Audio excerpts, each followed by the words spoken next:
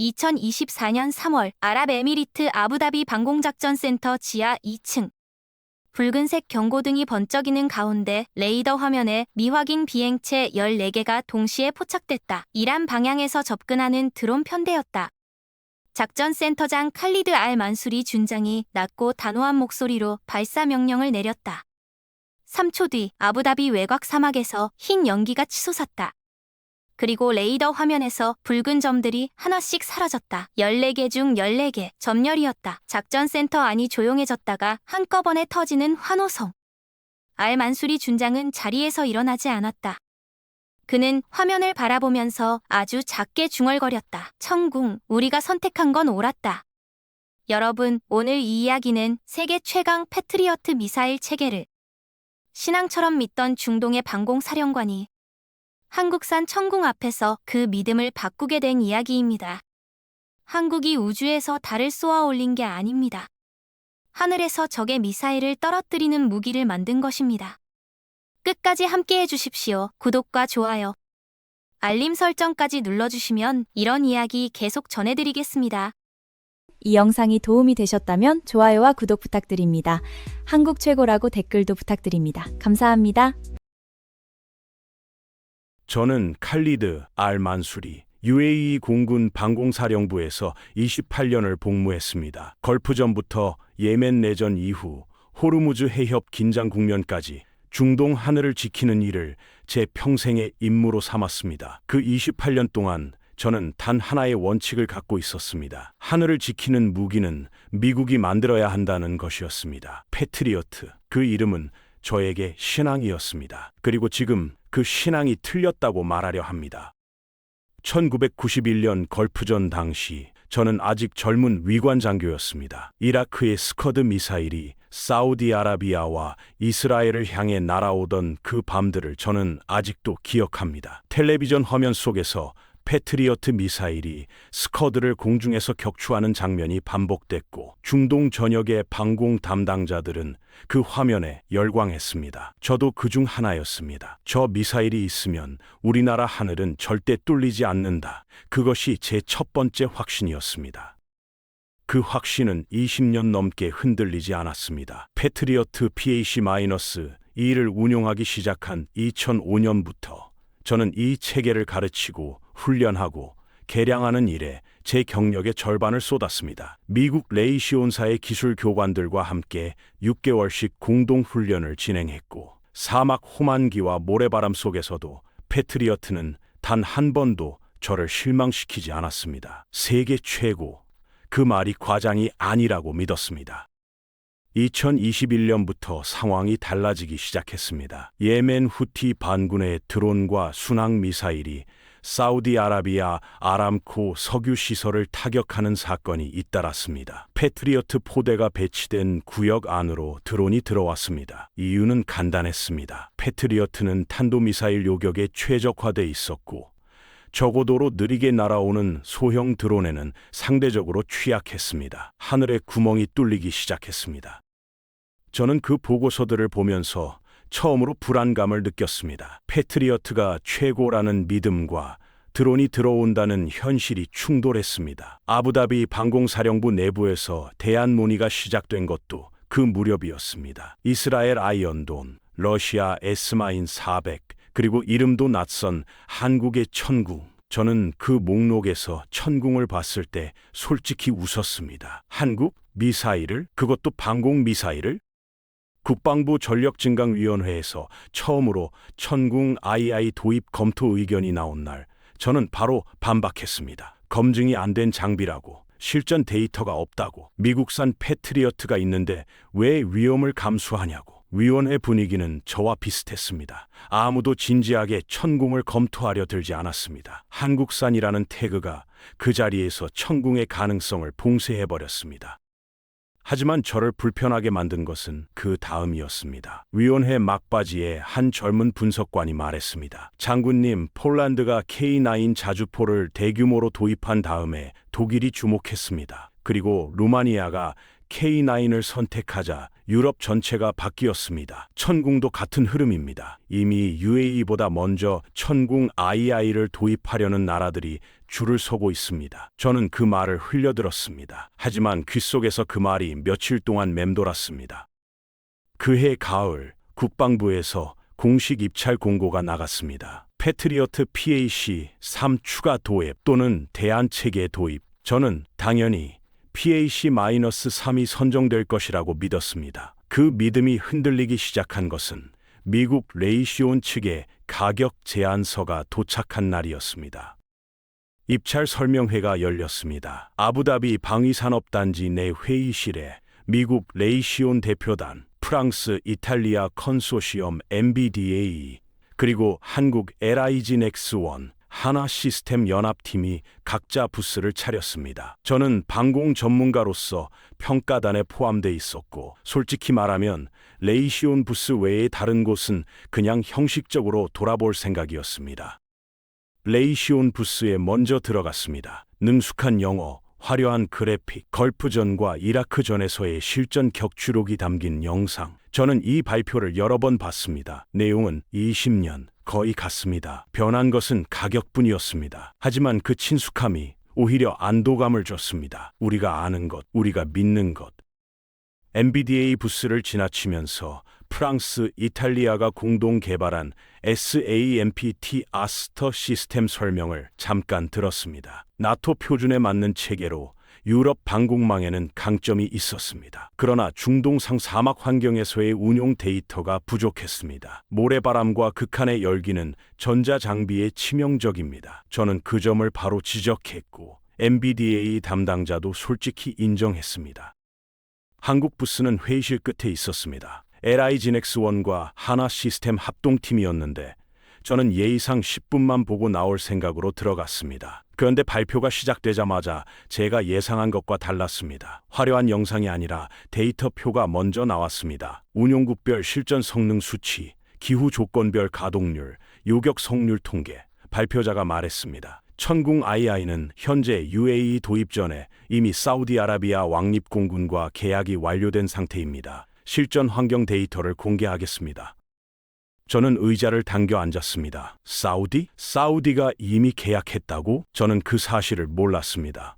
우리 국방부 정보망에서 왜 이것이 공유되지 않았는지 나중에 따져봐야겠다고 생각했습니다. 화면에 사우디 방공당국과의 계약표 일자와 규모가 떴습니다. 그 옆에 이라크 계약도 있었습니다. 저는 팔짱을 풀었습니다. 팔짱을 낀 자세는 내가 이 발표를 심각하게 받아들이지 않는다는 신호인데 더 이상 그 신호를 보낼 수 없었습니다. 발표가 끝난 뒤 저는 담당 부관 파이살 알 하마디에게 조용히 말했습니다. 천궁 관련 자료 추가로 받아도. 파이살이 눈을 약간 크게 떴습니다. 2달 전만 해도 제가 천궁 언급이 나오면 손사래를 쳤기 때문입니다. 그는 아무 말 없이 고개를 끄덕였습니다. 영리한 친구입니다. 설명회장을 나오면서 저는 오래 함께 일한 방공 작전 장교 유수프 알카비를 만났습니다. 그가 말했습니다. 장군님, 저 한국팀 발표 어떻게 보셨습니까? 저는 대답했습니다. 모르겠어. 하지만 사우디가 샀다는 건 무시할 수 없어. 유수프가 조용히 말했습니다. 사우디뿐 아닙니다. 이라크도, 그리고 중동 이외 지역까지 포함하면 천궁 도입 국가가 늘어나고 있습니다. 저는 그날 밤 처음으로 천궁에 대해 진지하게 검색했습니다. 미국 레이시온 측의 공식 가격 제안서가 도착한 날, 저는 국방부 조달국 회의실에서 그것을 열었습니다. 패트리어트 PAC-3 포대 2개 구성, 발사대 8기, 요격 미사일 48발, 레이더 체계 포함, 총 계약 예상 금액. 저는 숫자를 보고 숨을 한번 들이켰습니다. 12조 원을 넘었습니다. 예산안 상한의 2배에 가까운 금액이었습니다. 조달국장 마수드 알 자비리 준장이 제 표정을 보며 말했습니다. 칼리드, 생각보다 많이 나왔지? 저는 고개를 끄덕였습니다. 가격 협상 여지가 있겠죠? 마수드가 고개를 저었습니다. 레이시온 측에서 이미 못 박았습니다. 우크라이나 전쟁 이후 PAC-3 수요가 폭발적으로 늘어서 생산 라인이 꽉 찼다고. 가격 인하는 어렵고 납기도 42개월이라고 합니다. 42개월, 3년 반. 저는 그 숫자 앞에서 잠시 멈췄습니다. 3년 반 뒤면 중동 정세가 어떻게 변할지 모릅니다. 지금 이 순간에도 호르무즈 해협은 긴장 상태이고 이란의 드론과 순항 미사일은 더 정교해지고 있습니다. 3년 반 동안 지금의 방공 체계로만 버텨야 한다는 뜻이었습니다. 저는 가격 문서를 덮으면서 말했습니다. 다른 안도 검토해 봅시다. 마수드가 말없이 천궁 관련 서류를 꺼내 테이블 위에 놓았습니다. 천궁 III의 가격 제안은 PAC-3의 절반 수준이었습니다. 같은 포대 구성 기준으로 6조 원대. 저는 이 숫자를 보면서 처음에는 의심이 생겼습니다. 싸다는 것은 어딘가 부족하다는 뜻이 아닌가. 하지만 마수드가 다음 자료를 폈습니다. 사우디아라비아 왕립공군이 2022년에 체결한 천궁 II 계약 규모였습니다. 35억 달러, 우리 돈으로 약 4조 2천억 원. 단일 무기 계약으로는 한국 방산 역대 최대 규모였습니다. 사우디가 이 규모로 계약했다는 것은 단순히 싸서가 아니라는 의미였습니다. 납기 비교가 결정적이었습니다. 천궁 II 납기 18개월에서 24개월, PAC-3사 납기 42개월. 저는 두 숫자를 나란히 보면서 생각했습니다. 지금 당장 하늘에 구멍이 뚫려 있는데 어느 쪽을 선택해야 하는가? 이것은 선호의 문제가 아니라 생존의 문제였습니다. 회의실을 나오면서 저는 파이살에게 말했습니다. 천궁 운용국 현장 데이터 전부 받아와. 특히 사우디 데이터, 그리고 한국 기술팀 현지 방문 일정 잡아. 파이살이 메모를 하면서 말했습니다. 장군님, 예전이랑 많이 달라지셨습니다. 저는 웃지 않았습니다. 달라진 게 아니야. 데이터를 보고 있는 거야. 하지만 스스로도 알았습니다. 달라지고 있었습니다. 그날 저녁 아내에게 전화했습니다. 오늘 어땠냐는 물음에 저는 말했습니다. 한국 미사일이 패트리어트보다 싸고 빠르고 사우디가 이미 샀어. 아내가 잠시 침묵하다 말했습니다. 그럼 우리도 사야 하는 거 아니에요? 저는 대답하지 않았습니다. 하지만 마음속에서 이미 대답이 나오고 있었습니다. 파이살이 가져온 천궁 II 기술 자료는 총 94페이지였습니다. 저는 혼자 사무실에서 그것을 처음부터 끝까지 읽었습니다. 방공 전문가로서 기술 문서를 읽는 일은 익숙했지만 이번에는 특별한 긴장감이 있었습니다. 내 선입견을 뒤집을 무언가가 나올 것 같은 예감이었습니다. 첫 20페이지는 시스템 개요였습니다. 천궁 IEI의 공식 명칭은 MGUAS AM2, 중거리 지대공 유도무기 2형, 유효 요격고도 15km에서 40km, 유효 요격거리 최대 60km. 저는 그 숫자를 PAC-3와 비교했습니다. PAC-3의 유효 요격고도는 15km에서 35km, 요격거리 최대 70km. 수치상으로는 PAC-3가 다소 우위에 있었습니다. 그러나 레이더 체계 비교 페이지에서 저는 멈췄습니다. 천궁 II의 다기능 위상 배열 레이더는 360도 전방위 탐지 기능을 갖추고 있었습니다. 동시 추적 가능 표적 수 1000개, 동시 교전 가능 표적 수 수십 개. 저는 이 숫자를 읽으면서 눈썹이 올라가는 것을 느꼈습니다. 드론 포화 공격에 대한 대응이 바로 이 동시 교전 능력에 달려 있습니다. 한꺼번에 14개의 드론이 들어왔을 때 하나씩 처리하다가는 마지막 드론이 목표물에 닿아버립니다. 탐지 레이더와 교전 통제 체계가 통합된 구조도 인상적이었습니다. PAC 스넬은 탐지 레이더와 교전 레이더가 분리돼 있어 데이터 전송 과정에서 수초의 딜레이가 발생합니다. 천궁 II는 이 두 체계를 하나의 플랫폼에 통합했습니다. 반응 속도가 그만큼 빠릅니다. 현대전에서 수초는 생사를 가르는 시간입니다. 요격 방식 설명이 나왔습니다. 천궁 II는 직격 파편 방식, 이른바 히트킬 방식을 채택하고 있었습니다. 표적을 직접 충돌해서 파괴하는 방식으로 근접 폭발 방식보다 완전한 파괴를 보장합니다. 화학 무기나 생물학 무기를 탑재한 탄두를 요격할 때 이 차이는 결정적입니다. 근접 폭발이면 탄두 내용물이 흩어질 수 있지만 직격이면 처음부터 없애버립니다. 보고서 뒤쪽에 사막 환경 운용 테스트 결과가 있었습니다. 개발 단계에서 UAE와 사우디아라비아의 기후 조건을 반영한 극한 테스트를 진행했다는 내용이었습니다. 기온 섭씨 55도, 모래 폭풍, 고습도, 그 조건에서 시스템 가동률 97.4%. 저는 이 숫자를 보고 자리에서 일어났습니다. 잠깐 방 안을 걸었습니다. 97.4%는 사막 무기 기준으로 매우 높은 수치입니다. 그리고 이것이 공허한 수치가 아니라는 것은 사우디가 계약을 체결한 사실이 증명합니다. 보고서를 덮으면서 저는 파이살에게 전화했습니다. 한국 기술팀 방문 일정 최대한 빨리 잡아줘. 파이살이 말했습니다. 이미 연락해뒀습니다. 다음 달 방문 가능하다고 합니다. 저는 고개를 끄덕이고 전화를 끊었습니다. 그리고 창문 쪽으로 돌아섰습니다. 아부다비의 밤하늘이 짙게 깔려 있었습니다. 저 하늘을 지키는 것, 그것이 저의 임무입니다. 임무를 위해서라면 어떤 선입견도 버릴 수 있어야 합니다. LIGNX1과 하나시스템 합동기술팀 5명이 아부다비 방공사령부를 방문한 것은 2022년 가을이었습니다. 저는 이번에도 솔직히 말하면 어느 정도 거리감을 갖고 있었습니다. 데이터는 인상적이었지만 직접 만나봐야 안다는 것이 제 오랜 원칙이었습니다. 사람을 보면 그 무기를 알 수 있습니다. 공항에서 데려온 차에서 내린 팀장은 LIGNX1 수석연구원 이준혁이라는 사람이었습니다. 40대 초반으로 보였고 안경을 쓰고 있었으며 악수할 때 시선이 흔들리지 않았습니다. 저는 그 첫인상에서 뭔가를 읽었습니다. 이 사람은 긴장하지 않습니다. 그리고 긴장하지 않는 이유는 자신이 가져온 것에 대한 확신이 있기 때문입니다.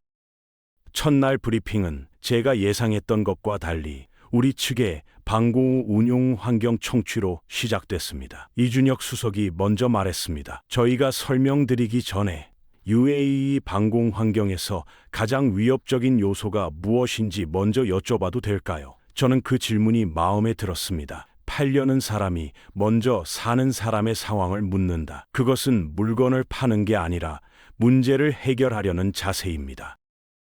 저는 솔직하게 말했습니다. 적어도 소형 드론의 포화 공격, 크루즈 미사일과 드론의 혼합 공격, 모래바람과 고온에서의 레이더 성능 저하, 이 3가지입니다. 이준혁 수석이 고개를 끄덕이더니 노트북을 열었습니다. 3가지 모두 천궁 II 개발 과정에서 한국방위사업청이 반영한 요구 조건과 일치합니다. 데이터를 보여드리겠습니다. 화면에 뜬 것은 2021년과 2022년 사우디아라비아 내 천궁 II 시험 운용 데이터였습니다. 후티 반군의 드론과 순항 미사일이 실제로 들어오는 상황에서 수행한 요격 결과들이 포함되어 있었습니다. 저는 자리에서 몸을 앞으로 당겼습니다. 이것은 시험장 데이터가 아니었습니다. 실전 데이터였습니다. 그것도 중동의 실제 분쟁 상황에서 나온 데이터였습니다. 사흘 동안의 기술 협의 내내 이준혁 수석팀은 모든 질문에 수치로 답했습니다. 모호한 표현이 없었습니다. 대략이나 약 같은 말 대신 7.3초, 97.4%, 0.8m처럼 소수점 단위 숫자들이 나왔습니다. 저는 군인입니다. 군인은 정확한 숫자를 믿습니다. 대략적인 신뢰가 아니라 수치로 증명된 신뢰를 원합니다. 이 팀은 그것을 갖고 왔습니다. 마지막 날 저녁 식사 자리에서 제가 물었습니다. 이 무기를 개발하는데 얼마나 걸렸습니까? 이준혁 수석이 잠시 생각하다가 말했습니다. 천궁 I 개발 착수가 2000년대 초반입니다. 20년이 넘었습니다. 그리고 잠시 뒤 덧붙였습니다. 중간에 여러 번 예산 삭감이 있었습니다. 그래도 멈추지 않았습니다. 저는 그 말에서 그들이 왜 이 무기를 가져왔는지 이해했습니다. 20년짜리 믿음을 가져온 것이었습니다. 기술팀이 아부다비를 떠난 뒤 저는 사우디아라비아 왕립공군 방공사령부에 직접 연락을 취했습니다. 리야드에서 근무하는 동료 방공 장교 파하드 알가미디 대령이었습니다. 나토 연합훈련에서 2번 함께 일한 적이 있었고 솔직한 사람이었습니다. 저는 전화를 걸자마자 물었습니다. 파하드, 천궁 어때? 실전에서. 파하드가 웃으며 말했습니다. 칼리드, 구매 고민 중이야? 저는 그렇다고 했습니다. 파하드가 잠시 숨을 고르더니 말했습니다. 솔직하게 말할게. 나도 처음에는 반대했어. 패트리어트가 있는데 왜 한국산이냐고. 우리 장성들 중에 그런 사람이 훨씬 많았어. 저는 공감했습니다. 그런데 지금은? 파하드가 말했습니다. 지금은 다 납득했어. 직접 막아내는 걸 봤으니까. 그가 들려준 이야기는 이랬습니다. 2023년 봄, 예멘 후티 반군이 사우디 남부 나즈란 지역을 향해 드론 11기와 순항미사일 2발을 동시에 발사했습니다. 혼합 공격 패턴으로 드론이 먼저 들어와 방공 레이더를 유인하고 그 틈에 순항미사일이 낮게 침투하는 전술이었습니다. 당시 그 지역에는 천궁 II가 배치돼 있었고 패트리어트 포대는 25km 후방에 있었습니다. 천궁 II 레이더가 드론과 순항미사일을 동시에 탐지했습니다. 교전 통제 시스템이 자동으로 위협 순위를 분류했습니다. 먼저 순항미사일 2발에 대응해 요격미사일을 발사하고 이어서 드론 11기를 순차적으로 처리했습니다. 전체 교전 시간 2분 14초, 결과 13개 표적 중 13개 요격, 완전한 차단이었습니다. 파하드가 말했습니다. 칼리드, 우리 PAC-3가 그 자리에 있었으면 달랐을 거야. 드론 처리 속도가 그만큼 빠르지 않아. 저는 그 이야기를 들으면서 등골이 오싹해졌습니다. 13개 중 하나라도 놓쳤다면 어땠을지. 나즈란에는 민간인이 살고 있습니다. 석유 시설이 있습니다. 하나라도 뚫렸다면 어땠을지 상상조차 하기 싫습니다. 파하드가 말했습니다. 그 다음 달에 우리 방공사령부 전체가 천궁에 대한 생각이 완전히 바뀌었어. 데이터가 아니라 눈으로 보고 나서. 저는 전화를 끊고 창밖을 봤습니다. 아부다비의 하늘, 여기에도 구멍이 있습니다. 이란 드론이 들어온다면, 후티의 순항미사일이 넘어온다면, 저는 지금 무엇으로 저 하늘을 막고 있는가? 42개월을 기다리는 동안 저 하늘은 누가 지키는가? 다음 날 저는 파이사를 불렀습니다. 최종 비교평가 보고서에 천궁을 동등한 우선순위로 올려 파이살이 고개를 끄덕이며 문서를 작성하러 나갔습니다. 제 머릿속에서는 파하드의 목소리가 계속 울렸습니다. 13개 중 13개. 그 숫자가 저를 움직였습니다. 최종 비교평가 준비 과정에서 저는 파이살에게 세 체계의 누적 실전 명중률 데이터를 취합하라고 했습니다. 공개 데이터와 동맹국 공유 데이터를 모두 포함해서 며칠 뒤 파이살이 보고서를 가져왔을 때 저는 표지 제목만 보고도 이것이 중요한 자료임을 알았습니다. 그의 표정이 보고서 내용을 미리 말해주고 있었습니다. 패트리어트 PAC-3의 공식 발표 명중률은 약 90%에서 93%입니다.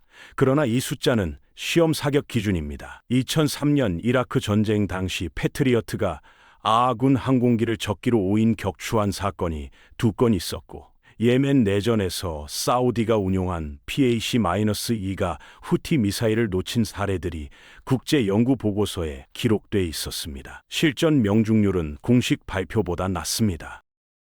천궁 II의 개발 과정, 시험 사격 명중률은 93.8%, 그리고 사우디 실전 운용 후 공유된 비공개 명중률 자료가 있었습니다. 파이살이 조심스럽게 그 페이지를 펼쳤습니다. 실전 누적 명중률 93%, 시험 사격 수치와 실전 수치 사이에 격차가 없었습니다. 저는 이것이 무엇을 의미하는지 즉시 이해했습니다. 시험장에서 잘 맞는 무기는 많습니다. 전장에서도 똑같이 잘 맞는 무기가 진짜입니다.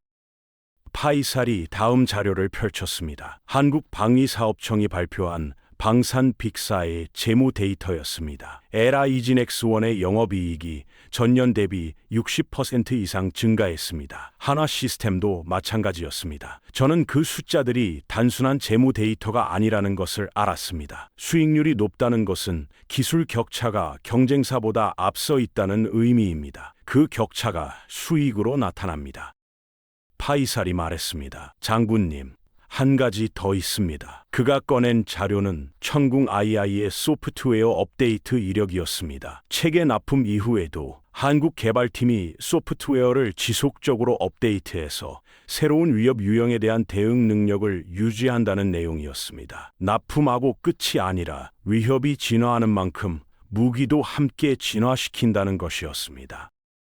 저는 오래 그 문서를 들여다봤습니다. 방공 무기의 생명 주기는 30년에서 40년입니다. 오늘 사는 무기가 30년 뒤에도 써야 할 무기입니다. 그 30년 동안 적의 위협은 반드시 변합니다. 드론이 더 작아지고 더 빠르고 더 많아집니다. 소프트웨어로 대응하는 무기와 그러지 못하는 무기의 차이는 세월이 흐를수록 벌어집니다. 저는 그 관점에서 천궁을 다시 봤습니다. 지금 사는 무기가 아니라 앞으로 30년을 함께할 파트너를 사는 것이었습니다.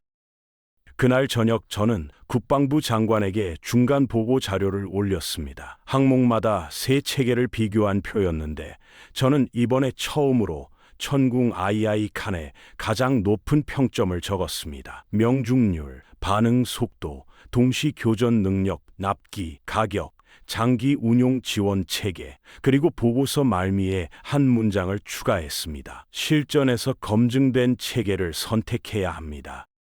2022년 12월 UAE 알다프라 공군기지 인근 사막훈련장 아부다비 방공사령부 공식 비교 사격 평가가 진행됐습니다. 나토 군사위원회 옵저버와 미 중부사령부 연락관이 참관했습니다. 패트리어트 PH-3 대표팀과 천궁 II 대표팀이 각각 발사 진지를 구성했습니다. 저는 평가단장으로 중앙에 서 있었습니다. 섭씨 38도의 열기가 사막을 달구고 있었고 가는 모래가 공기 중에 떠 있었습니다. 첫 번째 테스트는 단일 표적 요격이었습니다. 고속 탄도 미사일 모의체가 발사됐습니다. 패트리어트 PAC-3가 먼저 대응했습니다. 탐지에서 발사 결정까지 12.4초, 요격 성공. 안정적이었습니다. 레이시온 대표팀이 서로 엄지를 세웠습니다. 저도 고개를 끄덕였습니다. 역시 검증된 체계답습니다. 천궁 II 차례였습니다. 같은 조건, 탐지에서 발사 결정까지 7.3초, 요격 성공. 관측 부관이 제게 속삭였습니다. 장군님, 5초 차이입니다. 저는 고개를 끄덕였습니다. 5초. 현대 방공전에서 5초는 크루즈 미사일이 수백 미터를 더 날아오는 시간입니다. 두 번째 테스트가 핵심이었습니다. 동시 다중 표적 포화 공격, 적어도 드론 8기와 순항 미사일 2기가 동시에 다른 방향에서 접근하는 시나리오였습니다.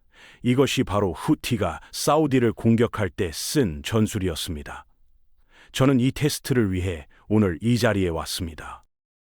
패트리어트 PAC-3가 먼저 대응했습니다. 탄도 위협을 먼저 처리하는 체계 특성상 적어도 드론 처리에 시간이 걸렸습니다. 10개 표적 중 7개 요격, 드론 3기가 방어선을 통과했습니다. 레이시온 팀이 조용해졌습니다. 저도 조용했습니다. 3기가 뚫렸다는 것은 실전이라면 3번의 타격을 의미합니다.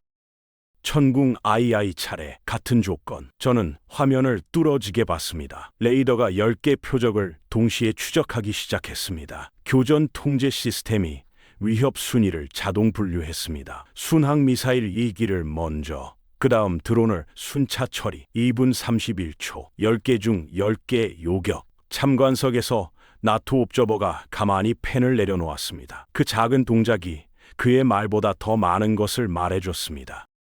평가가 끝나고 저는 한참 훈련장 중앙에 서 있었습니다. 사막 모래가 발목 주변에 쌓였습니다. 이준혁 수석 연구원이 멀찍이 천막 아래에 서서 화면을 들여다보고 있었습니다. 저는 그에게 걸어갔습니다. 그가 저를 보고 자세를 바로 했습니다. 저는 말했습니다. 수석님, 오늘 보여주신 것 잘 봤습니다. 그가 짧게 고개를 숙였습니다. 더 이상 말이 필요하지 않았습니다.